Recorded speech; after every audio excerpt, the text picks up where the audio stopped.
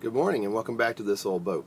I'm Captain Steve, and as always you can reach us at captain.andiamo@gmail.com for any comments and suggestions. Asking for your support as well. If you have sponsoring opportunities, we would love to hear from you. And so without further ado, let's get on with some activities today. Today we're going to show you a few knots that we use here on the marina and on every boat. And hope this will help you in tying up your boat and helping those that come into dock. First knot we're going to learn is the cleat hitch. This is probably the most typical knot that you'll see aboard boat and on the dock. You also want to make sure that this one is pictured correctly. There is a right way and a wrong way to tie this particular knot. We'll go ahead and untie it. Again, it will slip free for you.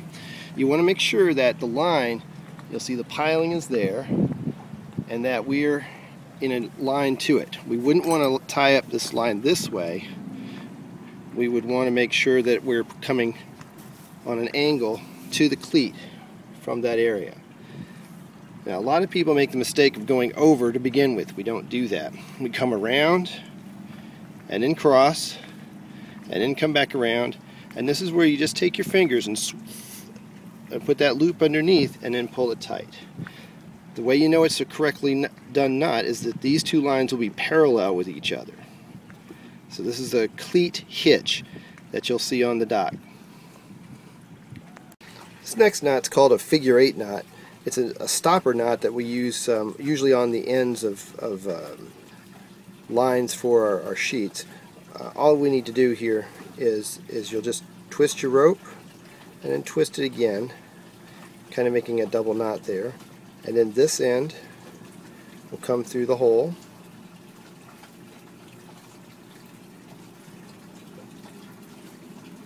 And then when you tighten it up, it kind of looks like a figure 8 in its shape.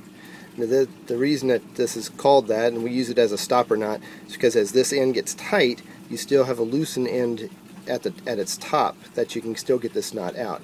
But as this line is slipping away or maybe going through a pulley system here on the boat, it will stop that and you won't lose your line completely. So that's the figure 8 knot.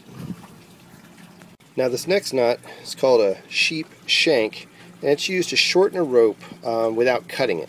Basically all you're doing is taking up the amount of rope that you don't need, and you can do as many of these as you want, and at one end you'll just make a loop. Again, you're making a little loop like that, and then you'll take the end that you created and put it through that loop, inside it, and then tighten it down. Get a little closer here. And then on the other end, you're doing the same thing. Again, you're making an overhand loop. Overhand just meaning the top rope's going over. And taking that pinch that you made, and putting it inside there, and again, just tightening the rope down.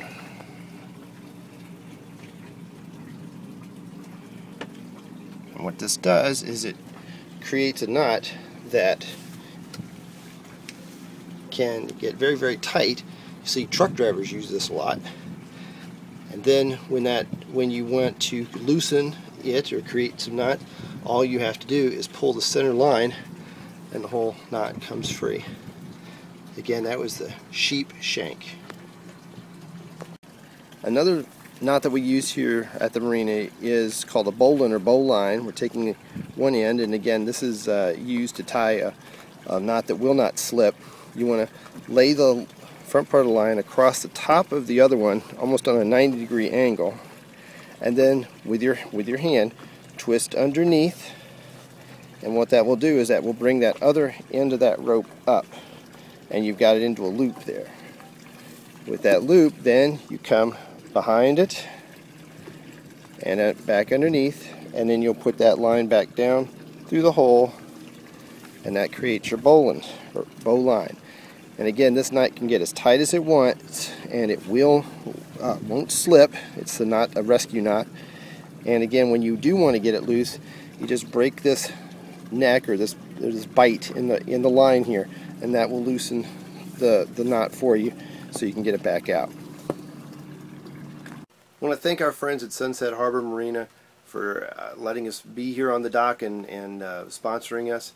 We sure do appreciate all their help and conveniences that they've provided us over the last few days that we've been here. I hope you enjoy the video that's following this one that we shot, and it is just a beautiful place, and Sunset Harbor is probably the best marina in Daytona, so when you're visiting the area, come by Sunset Harbor and dock up for a few days. I think you'll enjoy it. Have a great day now.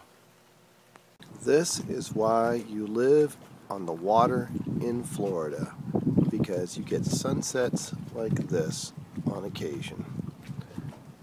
Isn't that fabulous? Oh my God.